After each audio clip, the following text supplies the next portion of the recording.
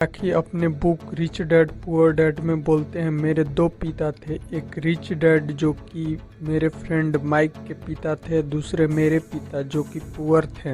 मेरे जो poor dad थे वो बहुत पढ़े थे, लाइक पीएचडी और एजुकेशन बोर्ड के डायरेक्टर होने के बावजूद भी वो लास्ट में पैसा के लिए स्ट्रगल कर रहे थे।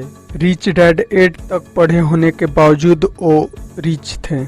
ऑथर अपने रिच डैड से सीखे बातों को बताते हैं। फर्स्ट लेसन, पुअर और मिडिल क्लास पैसा के लिए काम करते हैं जबकि रिच के लिए पैसा काम करता है। जैसे आप एक कॉर्पोरेट का बात कर सकते हैं, इनमें जो ऑनर होता है वो पैसा लगाकर कंपनी को चलाता है, जबकि जो लेबर और जितने भी वर्कर होते हैं वो उस ऑनर के लिए काम करते हैं कि वो मुझे पैसा देगा जिससे मेरा घर, बच्चे के लिए पढ़ाई तथा घर का खर्चा चल पाएगा। और जो रिच होते हैं वो इमोशन यानी एनर्जी, इमोशन को और माइंड को अपने फेवर में यूज करते हैं, जबकि पुअर होते हैं वो एनर्जी और इमोशन को अगेंस्ट में यूज करते हैं। तभी तो रिच पैसा के लिए इमोशन और माइंड को अपने फेवर में यूज करते हैं, जबकि पुअर पैसा के लिए इमोशन और माइंड को अगेंस्ट यूज करते हैं। तभी तो वो दूसरे पर डिपेंड रहते हैं। Second lesson, importance of financial literacy. अगर आपको जीवन में अमीर बनना है तो फाइनेंस का नॉलेज होना चाहिए। ऑथर एसेट और लायबिलिटीज में डिफरेंस बताते हैं। एसेट वो चीज है जो आपको पैकेट में पैसा दे, जबकि लायबिलिटीज वो चीज है जो आपको पैकेट से पैसा निकाले। यदि आप स्टूडेंट हैं तो आपके पास नॉलेज है तो आप पढ़ाएं, ये आपका एसेट है जो आपको पैसा देगा। एक और एग्जाम्पल से एसेट को समझते हैं। यदि आप एक कार लेते हैं और उसे रेंट पर देते हैं तो ये एसेट कहलाएगा जो आपको पैसा देगा, जबकि यदि आप उस कार को अपने के लिए यूज करते हैं तो आपको insurance charge, servicing charge etc देना पड़ता है, तो यह लायबिलिटीज कहलाएगा जो आपको पैकेट से पैसा निकालेगा।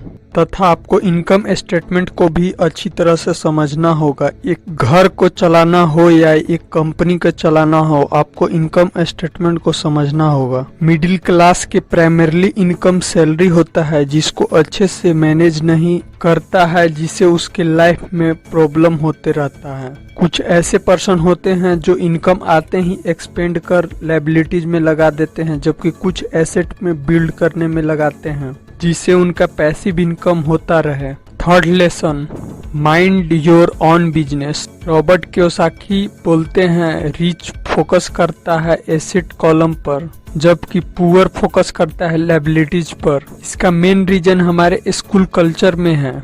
यदि किसी को मोटर में इंटरेस्ट है तो उसको मैकेनिक, जिसको खाना बनाने में इंटरेस्ट है उसको शेफ, जिसे सोसाइटी के चलते वो उस काम को स्केल अप नहीं कर पाते हैं, जिससे उनका एसेट बिल्ड नहीं हो पाता है। आप कहेंगे कि ये एसेट कैसे हुआ? आप अपना स्किल को डेवलप कर उससे आने वाला टाइम में वो आपको पैसा देगा।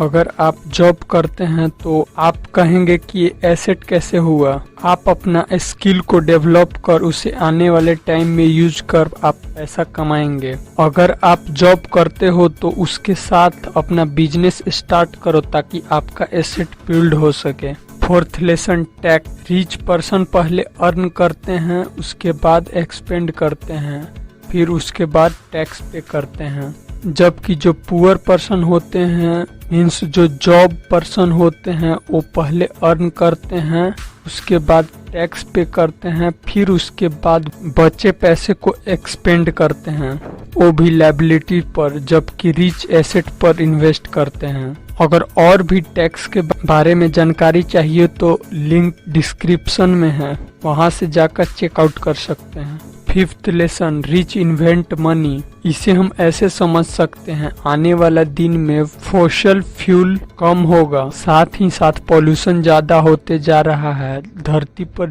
जिससे ग्लोबल वार्मिंग तथा क्लाइमेट चेंज आए दिन देखने को मिलता है। इसको ध्यान में रखकर इलेक्ट्रिक कार को बनाया गया है, जिससे फॉसिल फ्यूल भी बचेगा तथा पॉल्यूशन भी बहुत हद तक कम होगा।